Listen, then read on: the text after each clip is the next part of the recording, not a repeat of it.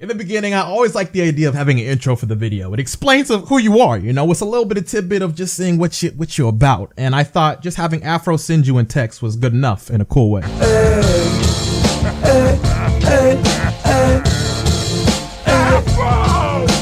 In 2014, the same year as the first intro, I kind of didn't like the text anymore. You know, it got old and I'm just like, I want it to change. And I kind of liked Afro Samurai a little more than I did at first. So I wanted to show that because Afro, me, you know.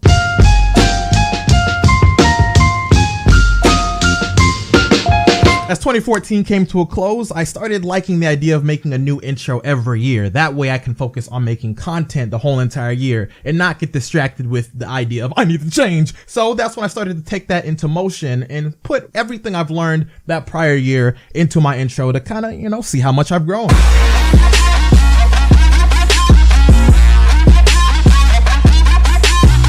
2016 was the year I took a big leap, the biggest leap in my life. I dropped out of school to attempt to make my dreams of making YouTube happen. I gave myself 2 years to do that. And, you know, along the way, I had this image of myself that I just knew how to put on paper perfectly with Afro Samurai and a little bit of Naruto in there too. So I tried to do that to show every bit of who I was and how much I wanted this with the work that went into that intro. 2016 was my year.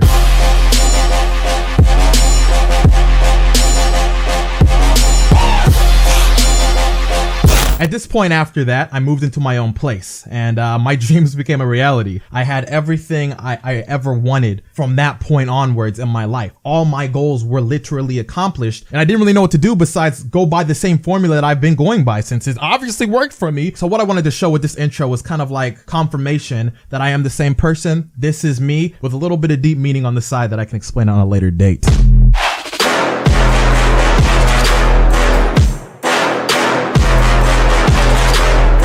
2017 was the year where I perfected the image that I wanted to portray on the internet. It was a year that it's now obvious to me that I became complacent with that image of myself and somewhat lazy for it. I accomplished everything I really wanted as I explained, and because of that, the only goals I had left was to try to be happy. Because I didn't really have any major goals pushing me, it made me kind of depressed, honestly, and I kind of felt stuck for it because I didn't know what I wanted to do, honestly, moving forward. So 2018 was a year where I had to think to myself and put a lot of blood, sweat, and tears to those thoughts within this intro of what I really wanted to accomplish. And honestly, the only thing that comes to mind when I think that is I just want to make a bunch of cool shit, and whatever happens along the way, well, let's get it.